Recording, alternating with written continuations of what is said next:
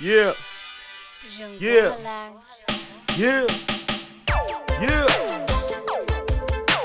Thanks again for tuning in to Spectator Sports. Your boy Ronnie Lott, the sports shop, folks. I got talent with me once again. Talents in the building, aka what I got from AK. Oh, I shot a 122 on a golf course just the other day. Let me just give you a little insight about that. Now, Golf Digest has most amateurs shooting around a 127, so I'm 5 shots under that, people. So right now I'm looking good to become a bogey golfer in probably about the next 3 months. So just want to give you a little insight on that, aka scratch golfer, but going to be in the building by the age of 35. Get out of here, man. I give you another 10 years before you become a scratch golfer because your game is terrible, really. Just like your delivery. Let's go ahead and continue on Spectator Sport, folks. Let me tell you where to find us. Check us on YouTube at Spectator Sport, the #1. Check us on Facebook, Spectator Sport, facebook.com/Spectator Sport. Go ahead and like our fan page. Also, check us on Twitter at Spectator Sport, the #1. Check out our family at Holland Jungle, at FUK Josh, at Nando Chang 89. You know how we do it at Muscle Beats. It's your boy at Ronnie Lott. Let's keep it moving. It's been just a crazy week. I know it's been a lot going on in the news. Me personally, I try not to feed into the negativity and even want to listen to the news, but how could I not see the tragedy in Colorado, I mean, 1 minute you at a movie premiere in the middle of the day, you just relaxing, you excited to see if Bane gonna be able to live up to what Joker did, and then you got this Joker, this fool, this idiot. I'm telling you, man, no trials, baby, no trials around here, no trials. What you think about the whole Colorado situation, Talent? That guy was freaking nuts. I mean, you can never. He was a smart kid too. He dropped out of school, I think a month or 2 months before that, and who knows? He thought he was the Joker, I think. And like the guy, he was masked up, so he was ready for war. But then he goes in there, shoots up all these people, and then when the cops come, he just surrenders.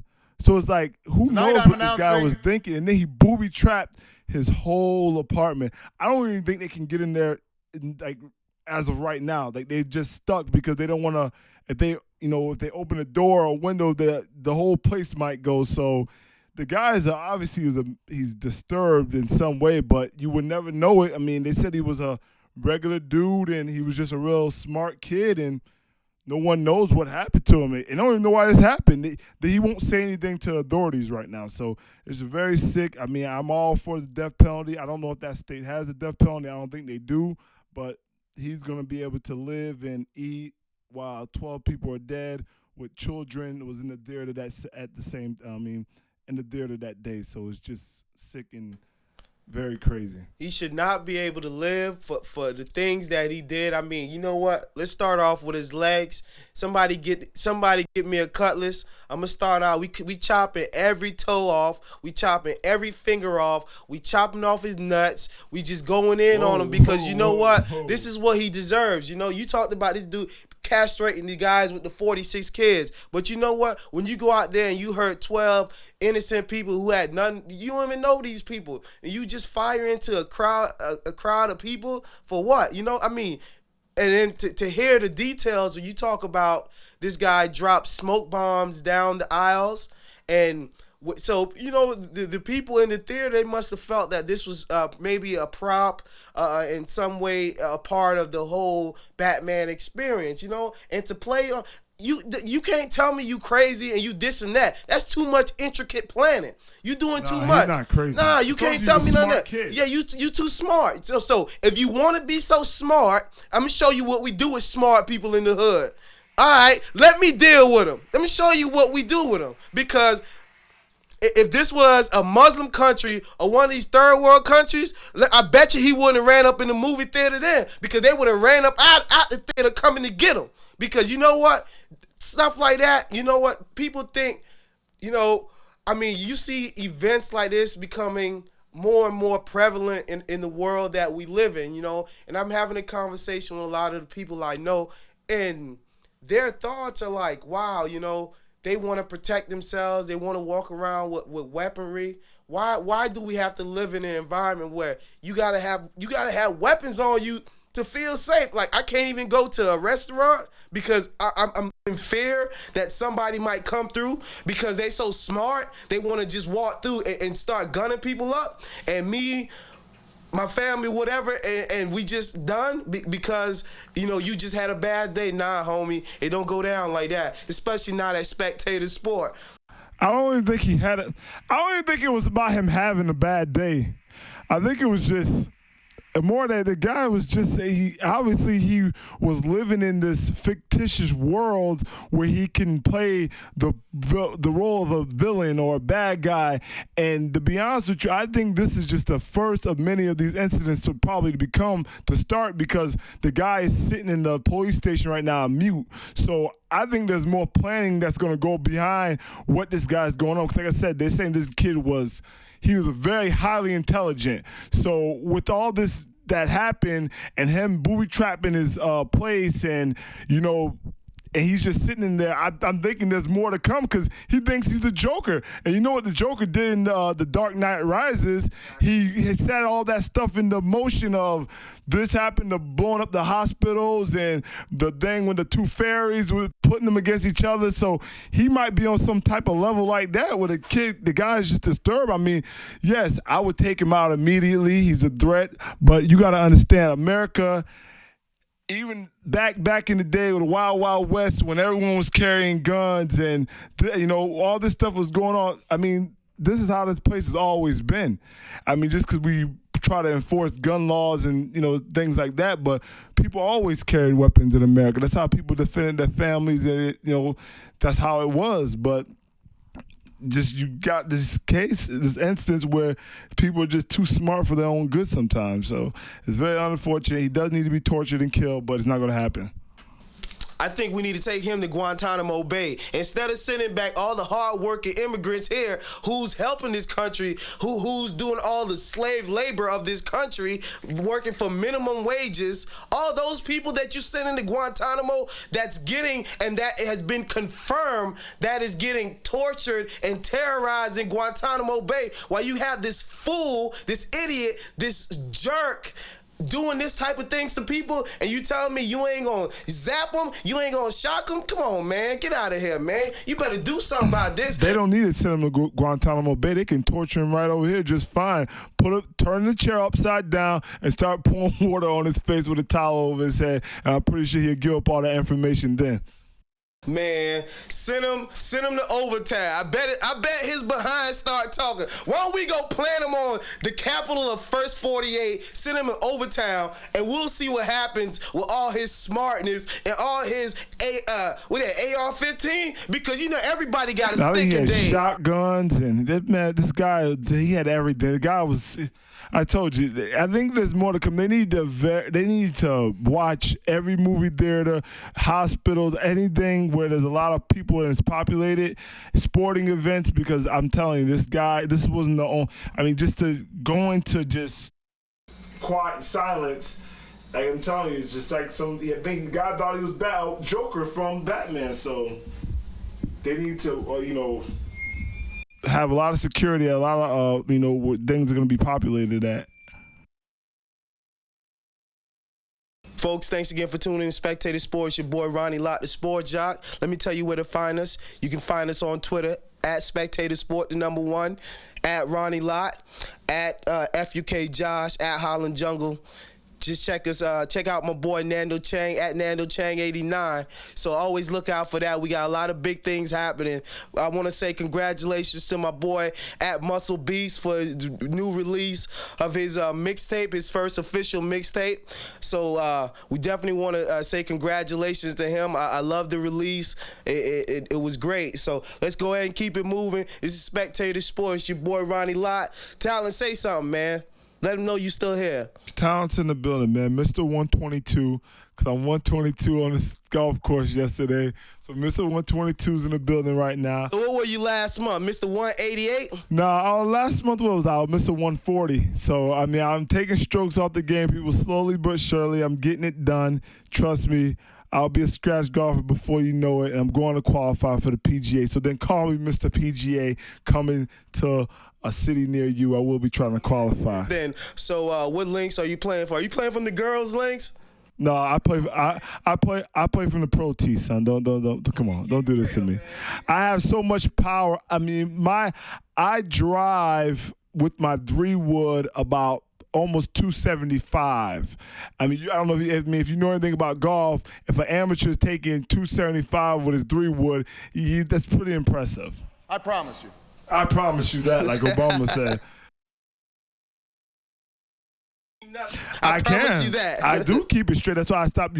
And what I did yesterday was I did not use my driver, and my playing partner, he thought it was crazy that I did not touch my driver not one time yesterday, because my driver, I'm like Adam Scott and Tiger Woods. Like, they obviously are pros and they can control it, but they have problems sometimes controlling the driver. I can't control it. I can hit it a mile, but I can't keep it straight, so that's why I didn't touch it yesterday. Smart move, man. Smart move from a usually not too smart player, but you did a great move by not using that. Let's go ahead and talk about something else that's not too smart. What do you think about this whole Joe Pa statue coming down? You know what? And personally, before I let you go ahead and answer the question, don't you love that? You ask somebody a question and you answer it before you even give them a chance to answer it. Spectator sports, you gotta love it. That's what we do. Go ahead, Tal. You can answer it now. All right. Well, people are going to probably be mad, and you got people on both sides of the fence here, but I don't believe the statue should come down. Now, did Joe Pa do some things wrong? Yes, he did, absolutely. If you want to prosecute him and try to throw him in jail, hey, that's your right, but the man's already gone. But taking the statue down does what? Does it stop all the molestation that happened? Like, does it prevent that? Does all that stuff go away? Do we forget about that? I mean, it doesn't really do anything, but I don't know. There's no statue there. It doesn't do anything. That's what I'm saying. I don't understand why is it coming down. It doesn't symbolize, but it doesn't symbolize any.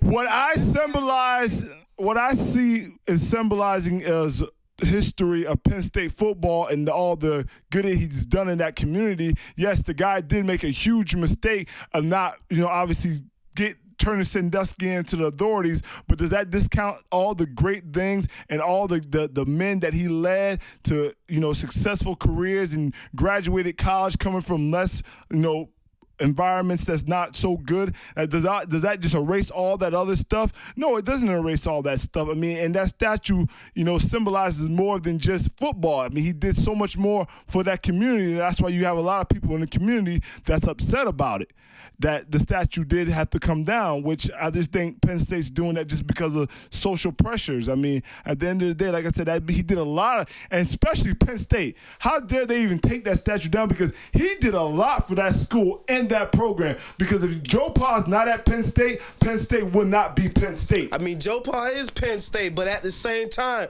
what happened in under Joe Pa's reign? Joe Pa was always a figure where people looked up to for a figure of integrity, a beacon of integrity. That's what Joe Pa was. And then you come to find out the beacon of integrity doesn't have much integrity because he cared more about his legacy than about the kids, the victims who are being raped under his watch. I'm going to ask you one question. Go ahead. Is Joe Pa a human being? Hey, man, I don't know. Is Joe Pa a human being? Yes, he is. Because you know why he's a human being? He's a human being because he's dead right now. Joe Pa is a human being. He makes mistakes just like everyone else. No one who's asking for that statue to remain up is telling someone to condone what Joe Pa did. No one's saying that. No one's saying that he did the right thing, anything like that. But what I'm just trying to say is the statue is not going to solve, it's not going to do anything for the situation that occurred. I mean, the mistake already occurred. Now, if you want to prosecute Joe Pa for hindering prosecution, that's one thing. I'm fine with that. You can do the presidents and everybody. But like I said, that statue symbolized more than just football. You got to think about all the good he did in the community, the kids that he helped and took out of bad environments and sent them on to college, and they went to have successful careers, and contribute to the community. He did all that, and a lot of people and these players, they look up to him, and they loved him like a father. And like I said, he made a horrible decision of not reporting to the authorities. He shouldn't have reported to their president, or he did report it to somebody. He just reported it to the wrong people at that time. And people need to understand, Joe Pa is not Mike McQuarrie. Now, if there's a Mike McQuarrie statue sitting in front of Beaver Stadium, I would be 1,000% ready to take that statue down. Because you know why? Because people fail to realize this is the guy who actually physically seen Jerry Sandusky with the 10-year-old boy. Joe Pa did it. Mike McQuarrie is getting a pass, a 22-year-old, 6'4", red-headed, dumb bastard is getting a pass because of what reason? I have no idea. This is the guy who's seen Sandusky with the 10-year-old boy. And nobody wants to talk about McQuarrie for some reason. They just want to keep harping on Joe Pa. Why do you not want to talk about the guy who actually physically seen this happening? It's kind of crazy to me that no one's concerning themselves with this man right now. But I don't think the statue should have came down. Joe Pa made a lot of mistakes with that whole handling of that whole situation. But I don't think that does anything for the victims that statue is being taken down at all. I mean, I'll say this. I'm definitely going to differ from you in my opinion on this particular situation. I feel that Joe Pa, like I said, the imagery that is sent out to families and to parents and to everybody is that when you send your kids to Joe Paterno, they're going to graduate, graduation rates is high, you're going into a good environment. But as we see, and I don't want to just to speak so negatively on a person who did such good things in his life. And yes, he is entitled to a mistake, but at the same time, we can't continue to give him the same type of praise and accolades that people talk about when you associate Joe Paterno. No, I'm thinking about, like I said, the victims, man, because you know what? Joe Pa wasn't. He ain't think about the victims. And the report came out from an independent investigator on the whole situation. And it did find that Joe Pa did knew because of the first investigation that went on, in 98, I guess?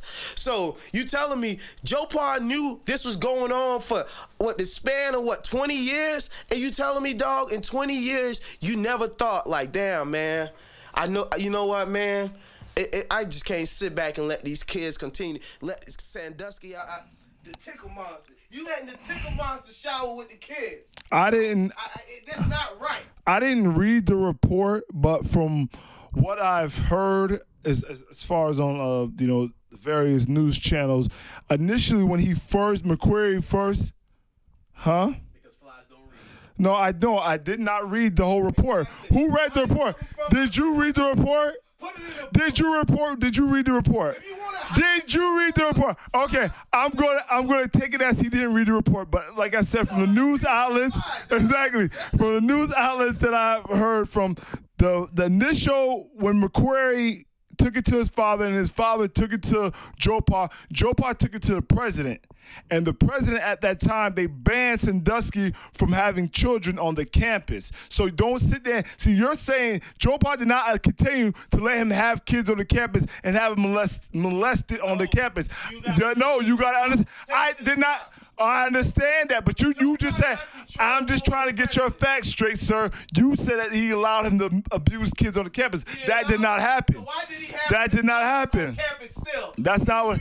No. He did not allow I just told you. They went to him and they told him he was not, because he denied it, obviously. They told him he's not allowed to have any kids on campus no longer. So don't say that he allowed him to abuse kids on campus, because he did not. But like I said, and for as far as you just say is integrity and all this stuff goes with the universities, no one's innocent at any university. No coaches. Everyone has secrets. Everyone has skeletons in the closet. This one just happened to come and bite Joe Pa in the butt. But like I said, every coach, they can go ahead and preach what they want to the parents. They say what they want you to hear to get your kids there. But like I said, you don't never know what's going on behind closed doors, and these coaches are not the men that they set out to be most of the Definitely time. not. They're all sharks, crooks. You know what? Like I said, the NFL is becoming the National Felony League. And you know what? It starts out the way they're treated in college. You know, it's all about the money, big corporations, big money. We know. Speaking of the whole death penalty for Penn State, you know nothing's going to happen. They ain't giving no death penalty. Why? You could put the U in a death penalty. You could almost put the UM in a death penalty over nothing. But when it comes to a school like Penn State, nah, man, what you gonna give them 1 year, and take away a few scholarships, 1 year suspension from bowls, and take away 10 scholarships. Wow, that teaches them a lesson. That should help the victims. Yeah, way to go. Well, like I said, I'm going to go ahead and disagree with you because I don't think anything should happen to the football program, period. Because at the end of the day, the NCAA, what happened to those children did not give Penn State an advantage, a competitive advantage on the football field. People might not want to hear that, but it's the truth. You know, I'm not going to have you punish innocent kids of a program and a new head coach and a whole new coaching staff. All these people who had part of the Sandusky thing was fired and removed. So you're telling me you need to punish people who's being brought into the situation and who's fresh and had nothing to do with that whole era with Joe Pa and his coaching staff. These are all new fresh faces. All those coaches, those presidents, all those people are gone. So you're telling me you should render a death penalty to a program with kids and coaches that had nothing to do with the whole situation. It doesn't make any sense. People just are out for blood right now. If you want to prosecute the people who hindered the prosecution, that's one thing. But don't bring it to the football program because the football program, these players and these coaches had nothing to do with that. So you're out for blood. You're out for blood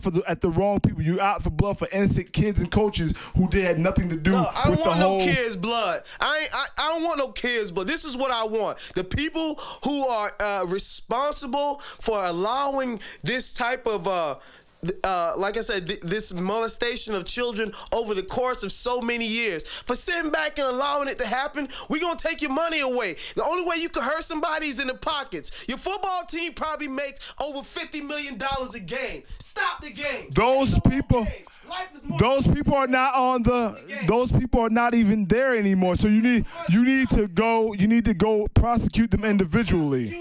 The university. Make the university pay. Stop the game. The university did what they're supposed to do. They fired the individuals that was involved. They fired the individuals that hindered the prosecution. Now you need to go after those individuals separately.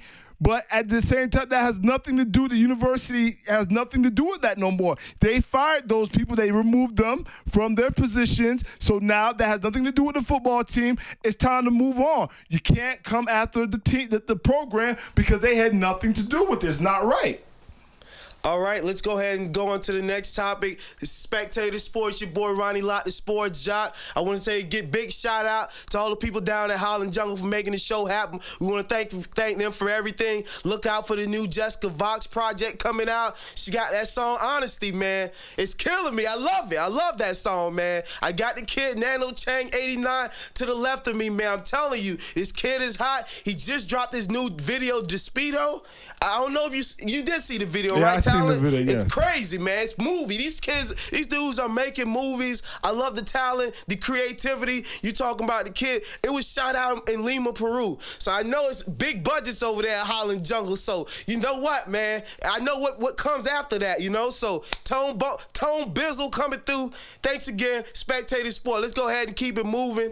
I know you was pretty happy to see Drew Brees getting paid. I know you wasn't here last week, but Drew Brees got paid. I know you was happy about that. You thought he deserved it though, Talent? I mean, when a guy breaks Dan Marino's passing record and hasn't been done over 20 years, I mean, I guess he deserves that $40 million he's about to make next season. Wow. That $100 million that $100 million contract over 5 years. I mean, he deserves it. Look what he did. He brought that city a Super Bowl after the whole Katrina. That $40 million is nothing Nothing compared to what they made off Drew Brees, off the after the Super Bowl and all that. After all he's done for that community, besides just for the team, just the community alone, putting them on his back and going out to charity events and building up the community. That $40 million is just so not relevant to what what he really contributed to that team and also that community. I think it's well deserved. I mean, the numbers and the stats show it. He brought you a Super Bowl. I mean, I understand that there's salary cap issues that they were trying to work through, but they front loaded the contract with the $40 million, and I think he deserves it. All right. Now, let me ask you this. This was a question, like I said, I posed previous. Now, do you think he deserves to be the highest paid player in the league? His numbers, his statistics show, yes, he does.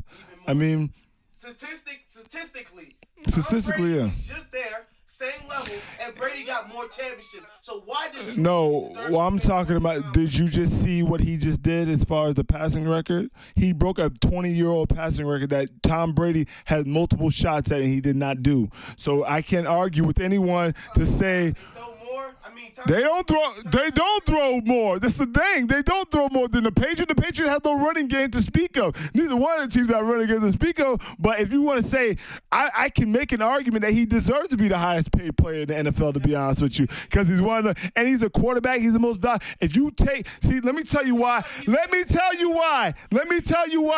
Time out for a minute. Let me just tell you why. When you took Tom Brady away from the Patriots, they went 10-6.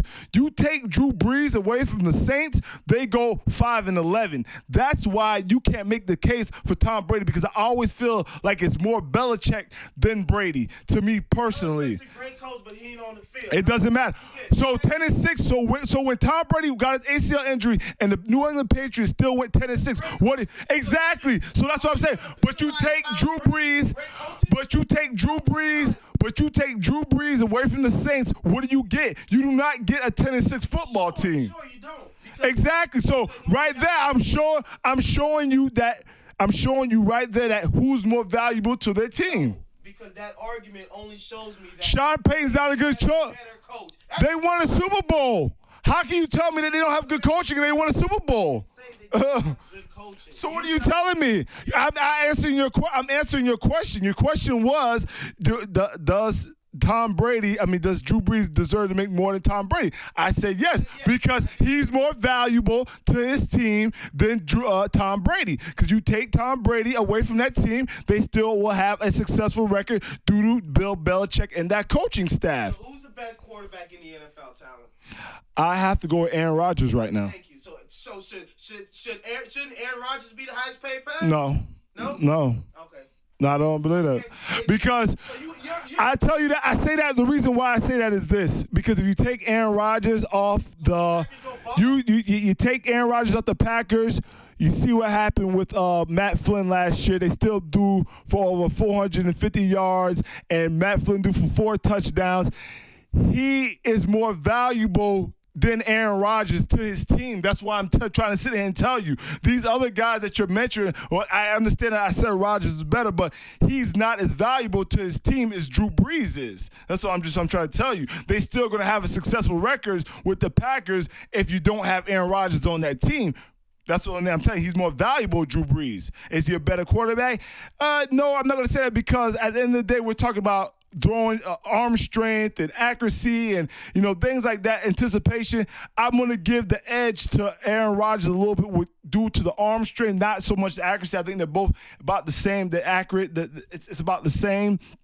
But I mean, yeah, exactly. Yeah, he can move better than he can get out of the pocket. So that's why I'm going to give the edge to Rodgers there. But as far as being valuable to that team, I got to give that to Drew Brees, because if you take him off that team, they're going to be 5-11. Well, they're going to be 5-11 this year with him on the team. So what'd you say then? I don't agree with that. 5-11 team. I don't agree with that. Making $40 million. I don't agree with that. You just throwing away money, saying. I don't agree with that. So you say they're going to be 5-11, but are they going to be 5-11? No, because we don't know that. They haven't played it down yet. You think they're going to make the playoffs? Yes, why not? No coach. Why would you mean? What do you mean, no coach? They have players, don't they? So you would just tell Sean Payton, listen to me. Sean Payton is a good coach. coach. Sean Payton is a good coach, but they do also have an offensive coordinator who he calls plays with, and that guy's still going to be there. So I don't think it's going to be that big of a drop-off. I think it's going to be a major drop-off because, like I said, Sean Payton, as a coach, a lot of decisions where in coaching, it's about decision-making. And anybody can make decisions, but you know what? When you have a coach that's willing to take different risks, whereas if you got an interim coach or a coordinator where, you know what, you want to be conservative and you're not going to be but Sean Payton don't have to answer to nobody. So his aggressiveness, the things that he allowed to be done, I mean, that says a lot for his impact on that team. Sean Payton switched that whole team around when he came on. So you got to give Sean Payton. Well, obviously with Drew Brees there, because if he doesn't have Drew Brees there, that team is still going to be a bunch of scrubs. I mean, you see what their quarterback situation before Drew Brees got there, and then when he got there, you see what happened. Sean Payton was a major part of that too, but if you don't have the players, you're not going to win any games. So, I mean, unless you're Bill Belichick and the New England Patriots, Matt Castle, big contract, after the 10 to 6 year, they work that type of magic. Speaking of the National Felony League, Des Bryant was recently arrested. Hey, sorry, time for a minute. I don't appreciate you saying that. So can we go ahead and say back to the National Football League? Because I take offense to that. I take offense to that. What's wrong with these fools on the football field? I guess you're taking too much hits to the head. Because I tell you this, if I go on NFL.com or ESPN.com, whatever the .coms that you use to get your football knowledge, first thing you see is drunken arrest. Let me go down the list for you just so you can see how I feel. Lions cornerback Barry arrested in PA, hometown again. Romo sticking by Trouble Bryant. Okay, let's keep going down. Kenny Britt arrested for DWI, driving while intoxicated. Stop burning. Listen, let me just tell you something. Those are not felonies, though, so I just want to let you point that out to you. None of those are, what did you just name? None of those are felonies. They're all misdemeanors. Marshawn Lynch apologizes after a DUI arrest.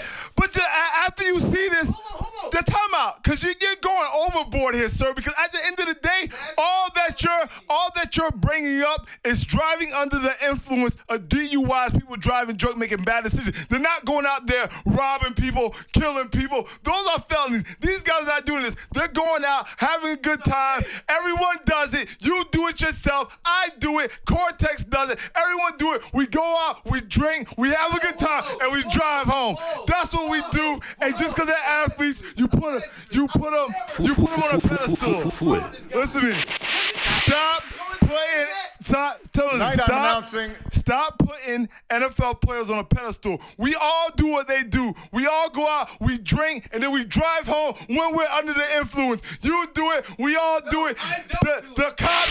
The cops who arrested them, they do it too. So stop being hypocrites. Let them drive home under the influence. And I mean, as long as they're not too drunk. Kill everybody else on the road because they're NFL. No, I didn't say that. I didn't say that. It's misdemeanors, not felonies. The National Misdemeanor League. Well, that don't make any sense because so it's the National Felony League. But it's not felonies.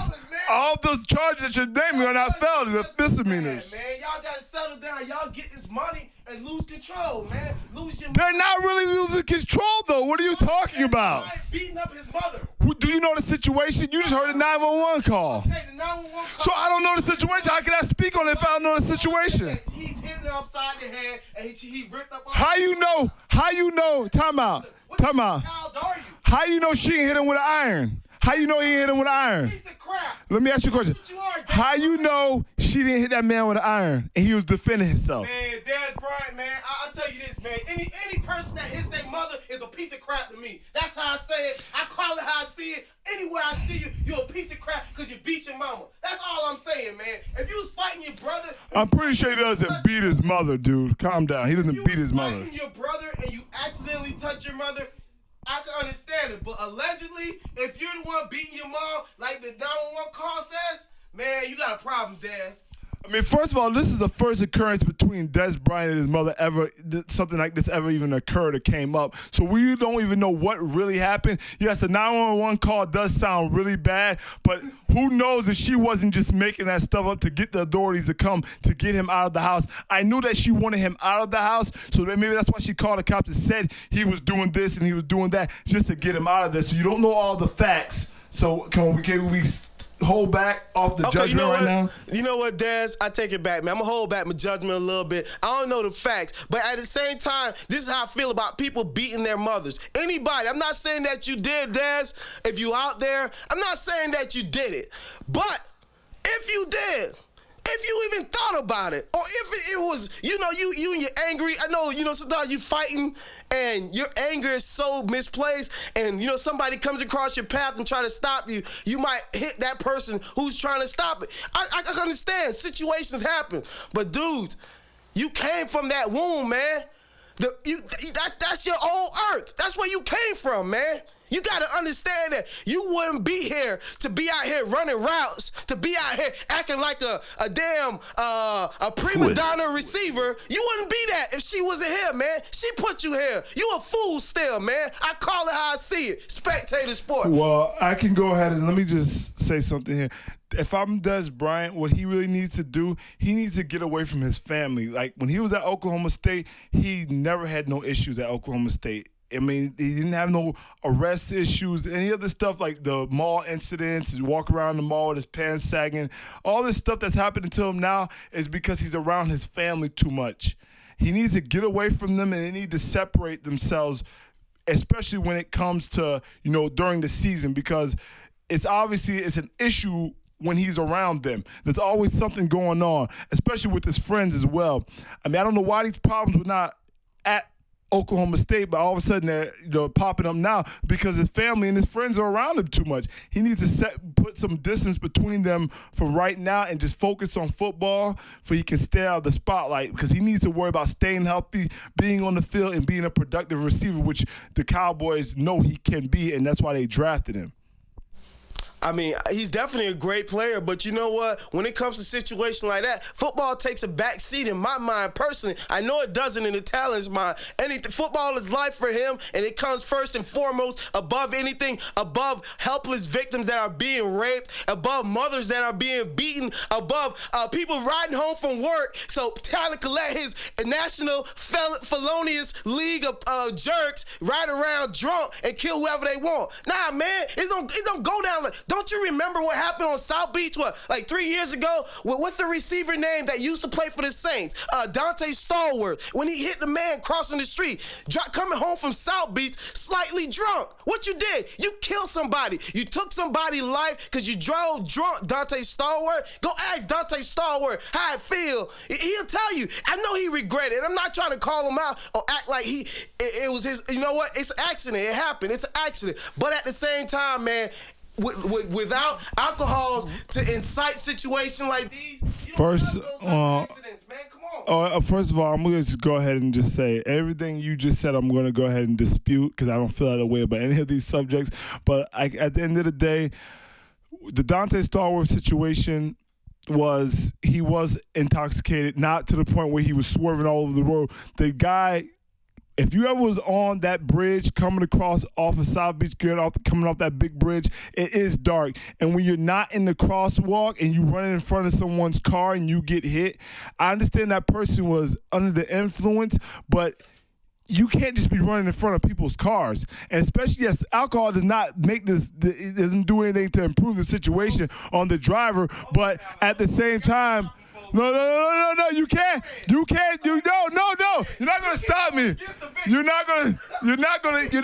No, because I can't, no, it has nothing to do with the victim. I'm just saying, everyone at the end of the day, because I'm not gonna be a hypocrite. I've drove home. Listen to me. First of all, don't sit here and be a hypocrite.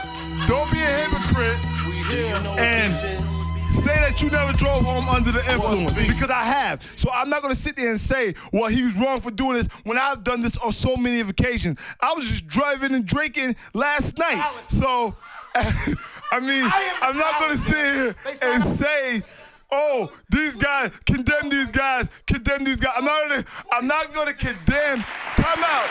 I'm not gonna condemn people when I do these things.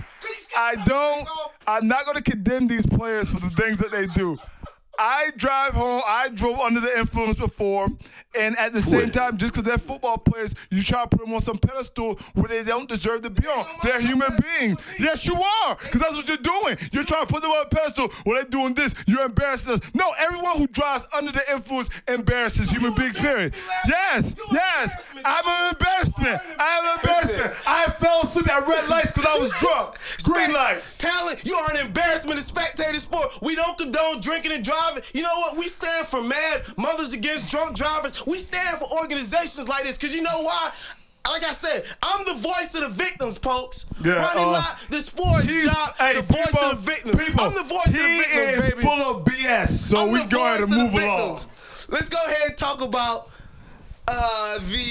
we will talk about the British Open. Since Talent likes to talk golf. Oh, my gosh. He's almost a scratch golfer. He wants to talk some golf. I'm going to be a scratch golfer. We're going to let this fool talk about golf. A.K.A. Mr. 122 is in the building right now.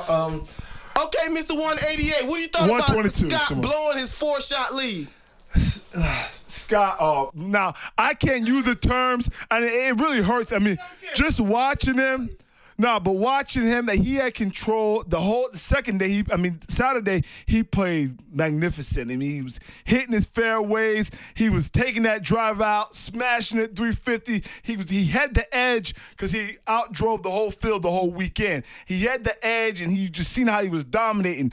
But the reason why he was dominating the way that he was dominating because the wind was not a factor. The weather was not a factor like it usually is in a lot of British Opens.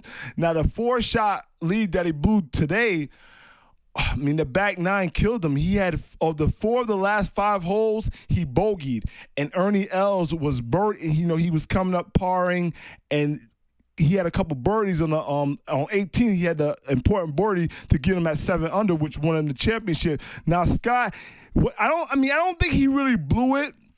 I just think that his putts, you just can't do nothing with your putts when they're missing, they're rimming out of the hole, and they're missing the hole by just an inch. I don't think it really was him blowing it because he did not try to play like he was playing to protect his lead, or he was still being fairly aggressive and playing this game. His putting game was just off by an inch, and that's what it took for him to lose this major, was missing those putts by an inch. He had a chance on the 18th hole to force the playoff, but he missed the putt by an inch. Like, it just, the ball just, it took to the left just a little bit and, missed the hole. And right there, Ernie Els blew the playoff. I think the only hole that he regretted, he said, was on the 17th.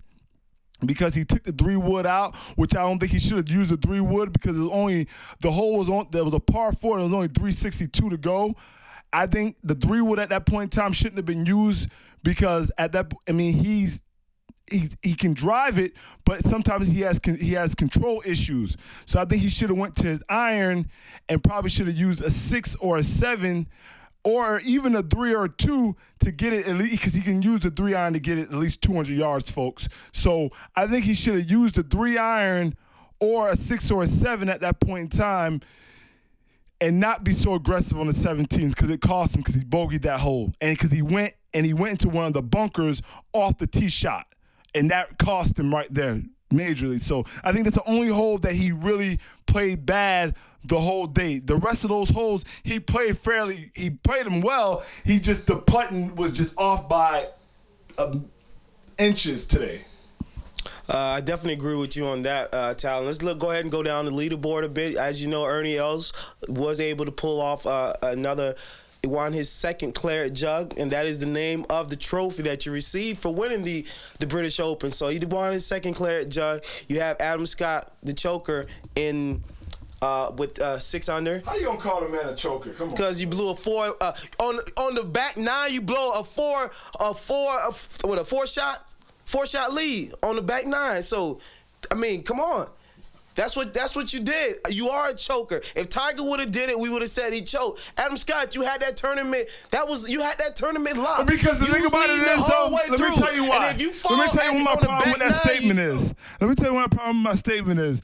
Because people who didn't watch the actual weekend, the tournament this weekend, are going to say that he choked. But if you actually watched it, he did not choke. He didn't choke, and not even at least the slightest bit. He stayed aggressive. He did not play, he didn't play like he was scared or to protect the lead. He is just, the putts were, I'm talking about literally inches that he missed these putts by that were pars that turned into bogeys. I don't feel that he choked on that. I guess if you didn't watch the tournament this weekend, you're gonna say he choked because you see that he blew the 4-shot lead. But like I say, you gotta be disappointed if you're Adam Scott. Oh no, absolutely, he's disappointed. Anybody's gonna be disappointed you lose a 4-shot lead. $800,000. The winner got 1.4. Adam Scott got $800,000, a little bit more than $800,000. So you telling me that's not where they make their money at anyway, so that doesn't even matter. You blew a lot of money on that one, man, and even apart from blowing that, you here for it's all about majors. You get certain opportunities to win majors. That was your major, Adam Scott.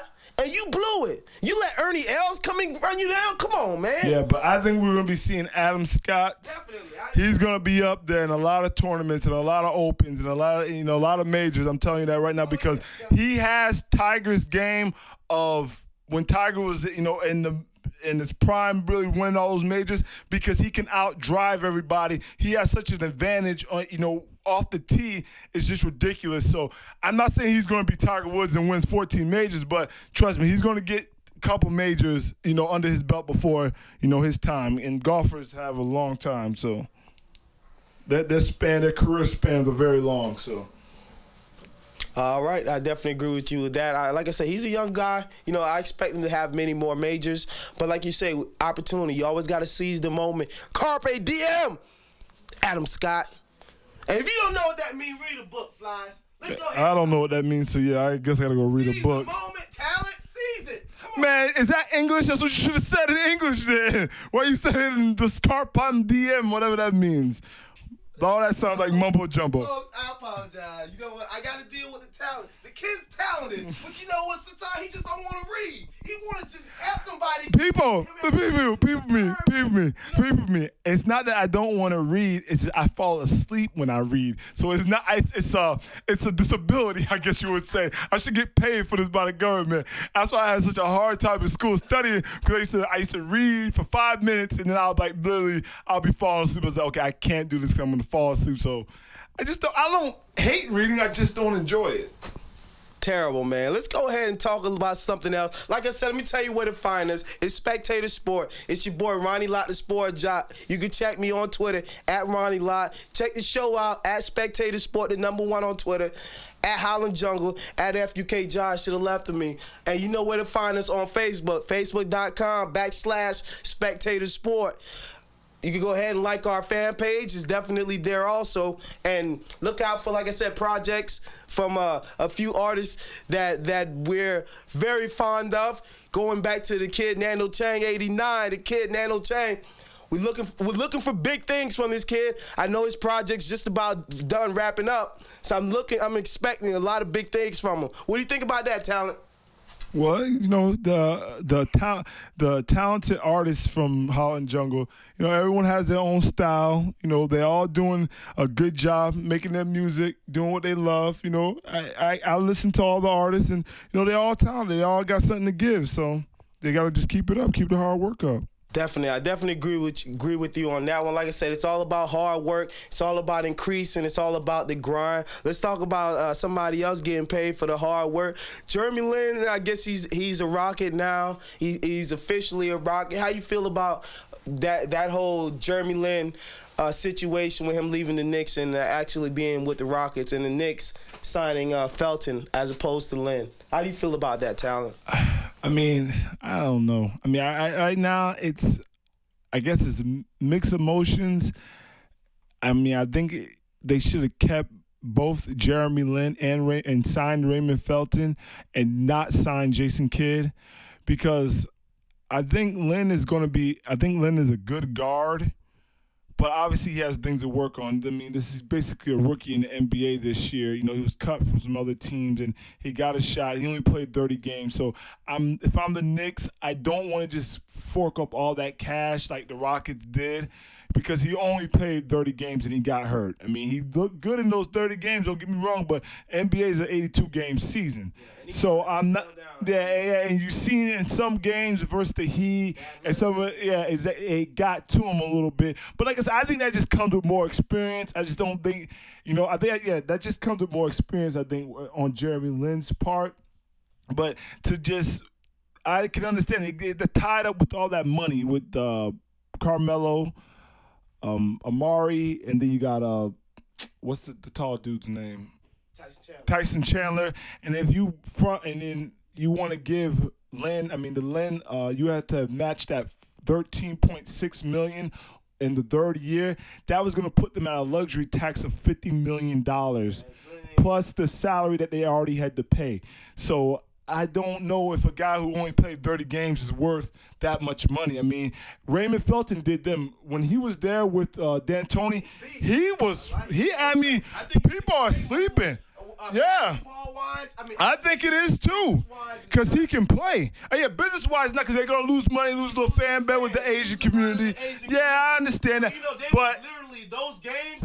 Winning cures all that. If the New York Knicks next year are in the fourth or third seed, I think all that Jeremy Lin, they'll just go ahead and go away. But Raymond Felton, basketball-wise, is a great move, and you got people out there, these so-called experts, these people, I'm not saying I'm an expert, but these people are saying, Raymond Felton's just an above-average player, blah, blah, blah. No, Raymond Felton can play in this league. He can score, he can dish it, and he's more athletic than Jeremy Lin. Exactly. So, I think the Raymond Felton move, it was great. And you're not going to pay what you had to pay Lin and endure that $50 million hit on the luxury tax in year 3.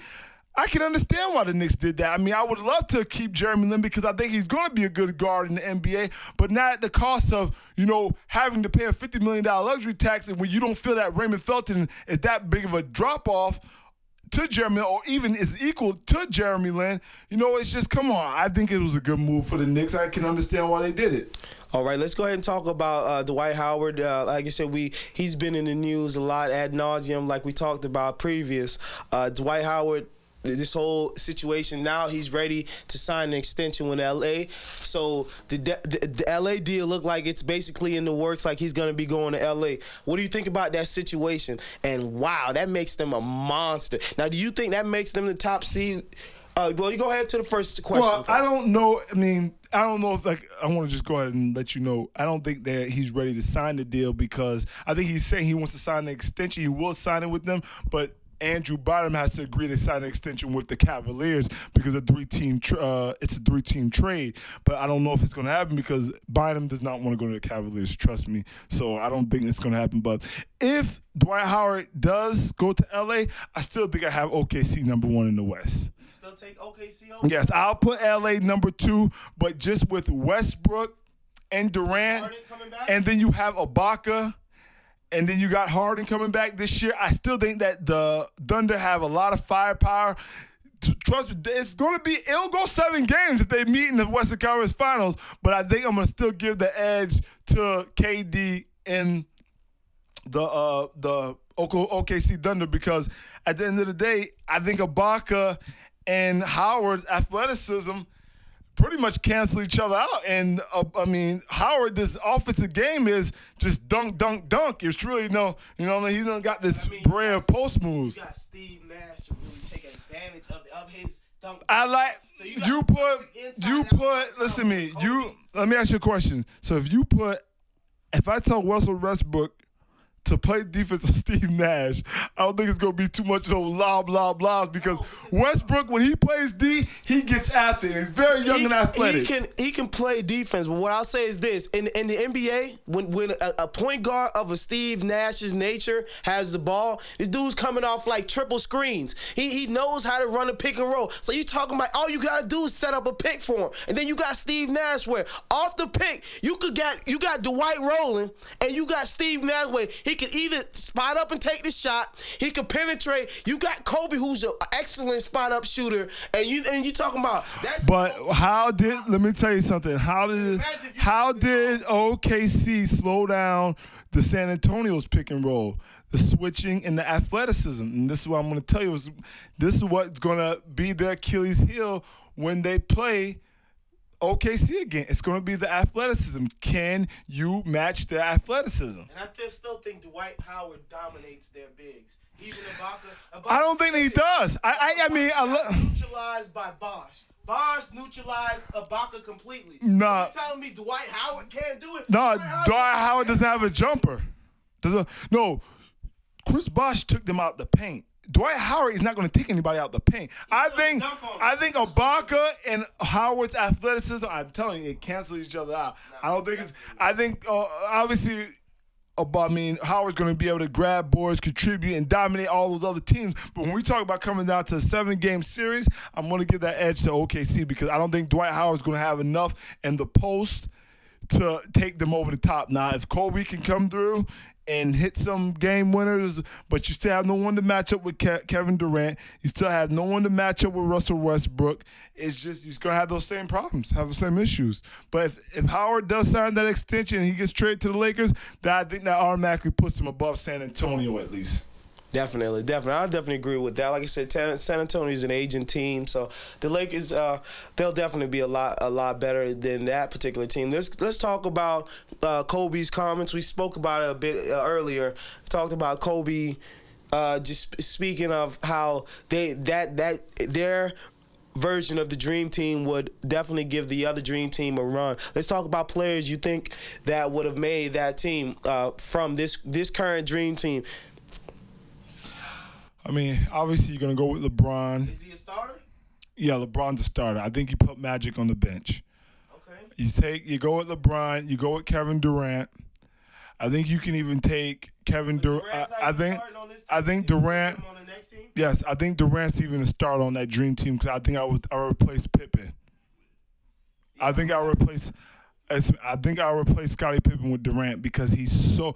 I mean, the only thing Pippen has over Durant, obviously, is that he's a better defender. Yeah. But if we're talking about the offensive arsenal, they're not even in the same atmosphere. So we're gonna go ahead and 11, all that. And you pull from 30 anytime you want, and he can get to the basket, he can drive. He just has to put a little bit of weight on, but I don't think that's an issue. I think you could put him in front of Pippen, and you put LeBron in front of Magic, and you can probably even take Chris Paul or I probably can even say Darren Williams in front of John Stockton.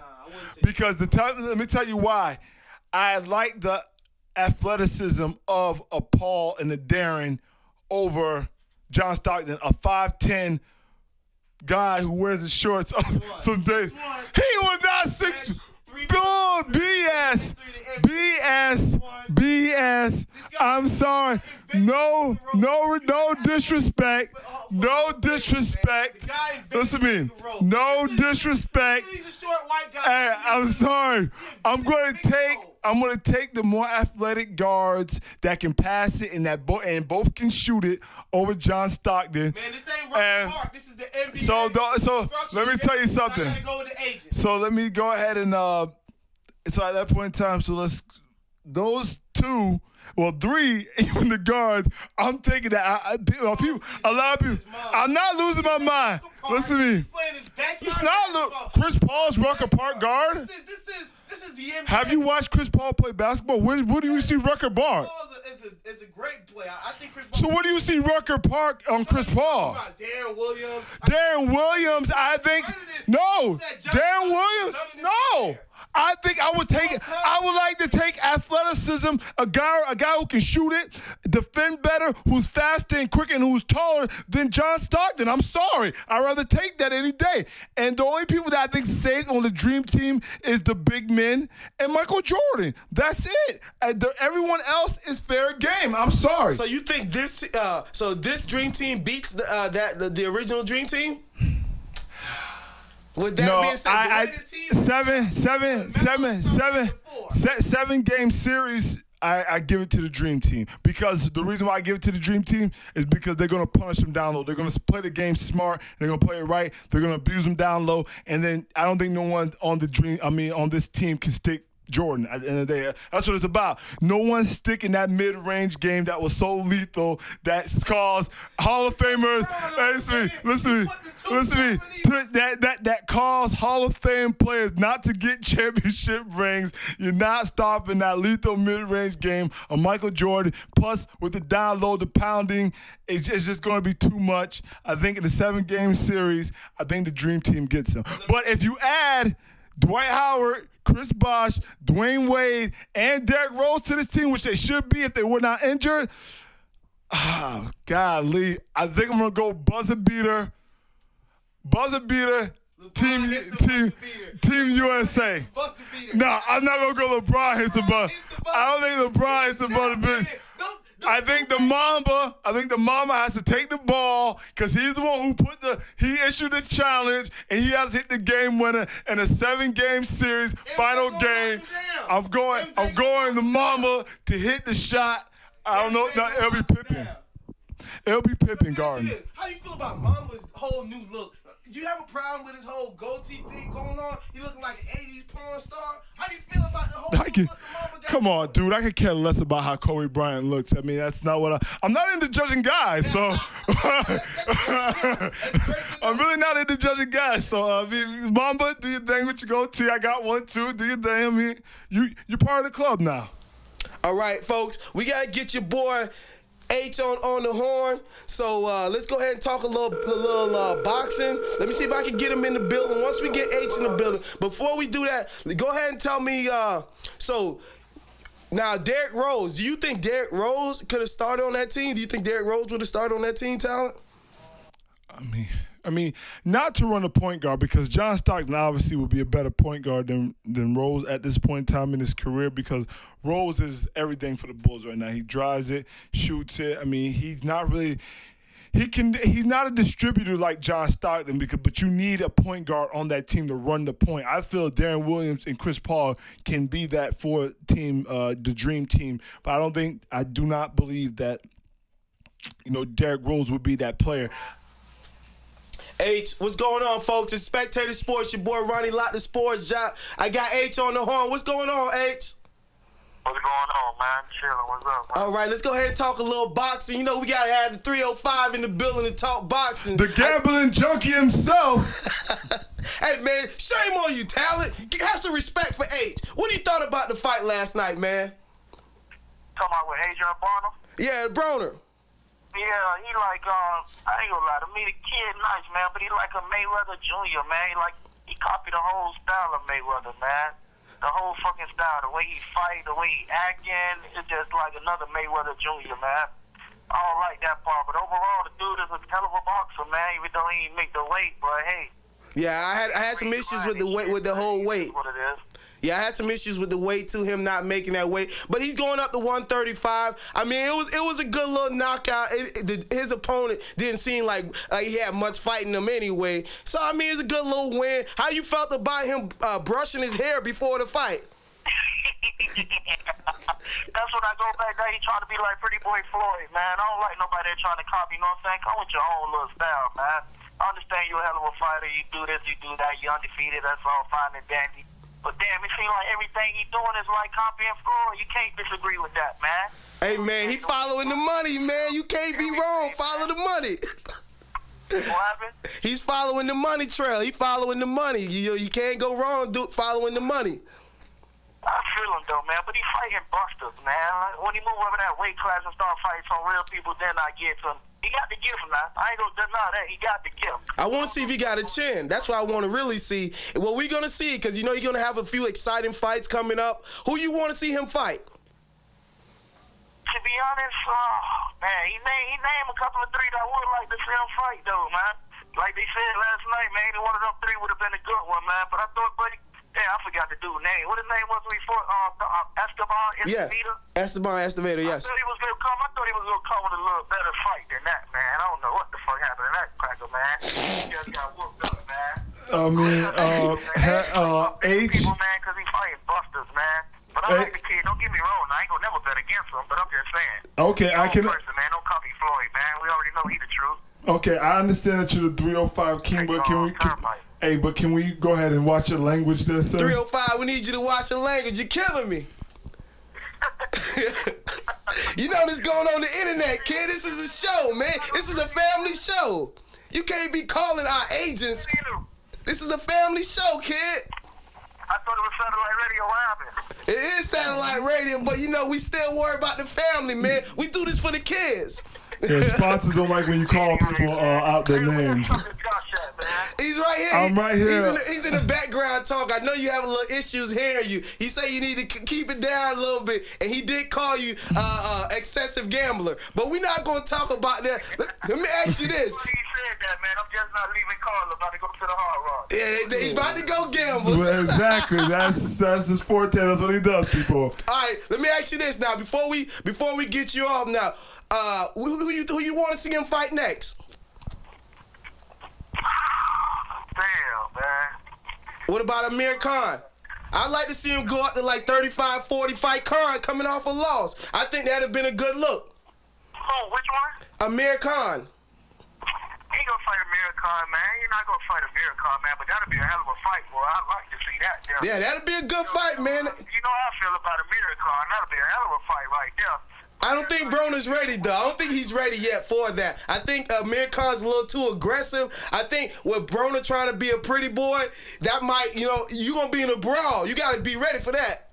Exactly, and I ain't seen nobody ain't fought yet that had him in a brawl like that, man. Exactly. See, Floyd can play around and get away with it, but I don't know if Broner going to be able to get away from those brawls. You know, eventually he's going to get touched. We got to see if he got a chin or not. But what about the undercard, man? Your boy One-Time Thurman, man. Oh, yeah. Be honest with you, man. We were at a party. I was a little bit intoxicated and inebriated, so I really ain't Did you watching drive home? No, I did not drive home. home. Hey, man, this fool just told everybody in the world that he drove home drunk last night because I'm calling out the National Felony League for all these cats getting arrested. I take offense to that, sir. I take offense to that. Everybody getting arrested. It's all felons. So They're all misdemeanors, though. The charges are all misdemeanor charges. Why is Des Bryant beating up his mother, right? I mean, come on. Yeah, kid, it's out on the news now. Des Bryant, his mom's called 911. They got the 911 call. Des Bryant ripped off her clothes. Hey, this is not the Update H show here. Well, H, we got to get you off in Spectator Sport. We get back with you, man. Good luck gambling. No problem, man.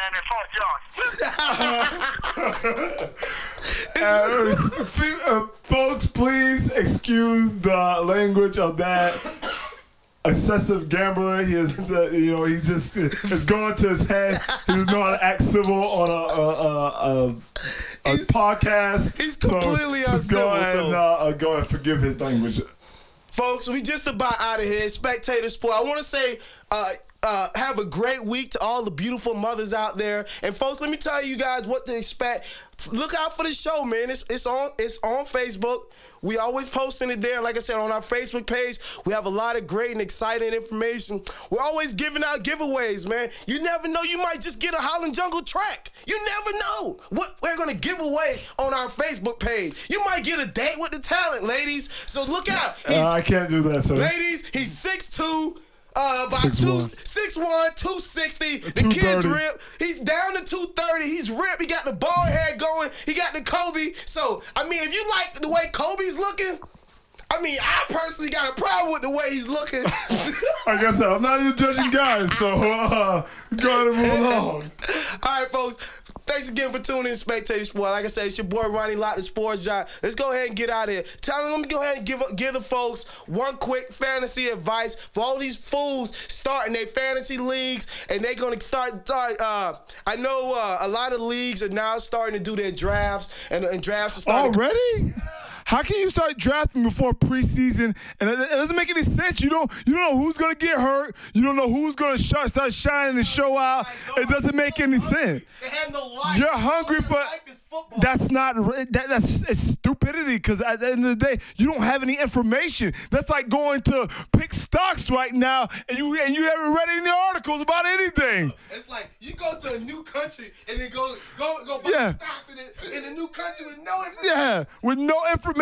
Like, what are you doing? You have nothing yet. There is nothing. Training camp hasn't even started yet. What are you doing? I know, right? You going to draft somebody, first overall pick. If fool get hurt second day of training camp, your whole draft is ruined. Exactly. Stop drafting too early.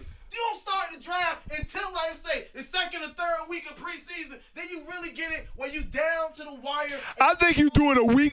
I think a week before the season is appropriate.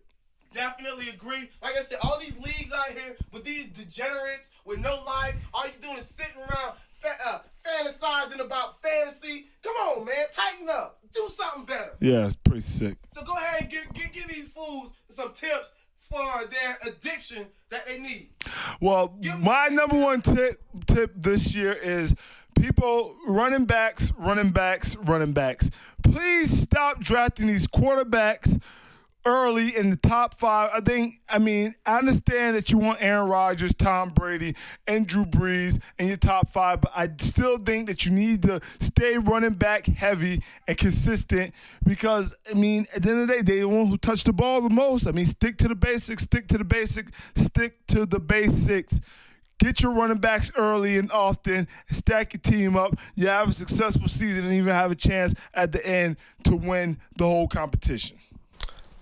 Folks, let me give you my Ronnie Lott, the sports jock. You know where to check me, at Ronnie Lott on Twitter. That's where you check me, or at Spectator Sport, the #1, at FUK Jobs, or at Holland Jungle. That's where to find us. So now let me tell you my tip for the fantasy geeks out there who want to be a cool fantasy player like myself. You got to be cool when you're playing fantasy. Now, when your draft is coming up, don't overthink it. You got to think about the mid to late rounds. Your most important rounds, this is where you make your money at. 5 through 12. From your 5th round to the 12th round, when cats go to sleep, that's when you do work, man. Do your work, do your research. That's when you do work. In the later rounds, you get some steals, because let me tell you, the guys that makes the difference and the guys that get you over the hump will be the steals and the finds that you find in free agency or somebody you pick up late. But everybody know we all have the big names, but you got to find that one guy. The diamond in the rough. The diamond in the rough. It's every year there is one. You have at least a few. You just got to get your hands on one of them. You want to find the next Victor Cruz. Exactly. And speaking of Victor Cruz, man, where do you think Victor Cruz will be going this year? It's a lot. If you think about it, he's close to what Wes Walker. It depends. It depends where he's going to be playing at this year. Is he going to be playing more outside at that X or Z position, or actually obviously the Z, or is he going to be back in the slot? If he goes out to the Z, I'm not taking him until probably 4th, 5th round. But if he plays back in the slot, I think he'd go 3rd, 2nd round, because he's so deadly in the slot. I think he has to play in the slot. I think he was such a matchup nightmare in the slot for teams. Even if they put a bum out there on the other end, opposite the monster that is Hakeem Nicks. Even if you put a bum out there and you let him work that middle, he's dangerous in that middle. Safeties, linebackers, forget about it, man. This guy killed them option routes. So I expect some big things from Victor Cruz. But like I said, this year, to me, fantasy-wise, there are a lot of guys who came on the scene last year, and it's going to be interesting to see what people think about these guys moving forward, whether or not they're going to continue on the tear that they were, or if they're able to kind of continue the same run. Like I said, Victor Cruz is one of those guys that just kind of came out of nowhere. I know a lot of people are really high on Denarius Moore. How you feel about him? The receiver from the Raiders? Yes. Carson does have another year in that offense, and he likes, obviously likes to get the ball down the field, but I mean, I still won't draft Darius Moore. 6th, 7th round. Oh yeah, definitely. I mean, it's not going to be a late. It might be a late round player, but I don't think it'll be anything consistent enough to have him being taken. Not even the top 5 rounds. I mean, I'm probably talking about even 8 or 9. So let me ask you this: so where is your first tight end gonna be taken? You think? I mean, with the Gronk. You got either Gronk or Jimmy Graham. Jimmy Graham, the Gronk, Vernon Davis. I'm not even Vernon Davis really, because Vernon Davis, because let me tell you why. Let me tell you why Vernon Davis. Let me tell you why Vernon Davis, because Randy Moss, Mario Manningham, and all those weapons that Alex Smith has now, you can't kill Vernon Davis no more. So Vernon Davis, I mean, obviously I'm still gonna take the Gronk and Jimmy Graham from him, but I think you're talking about as early as 2nd and 3rd round.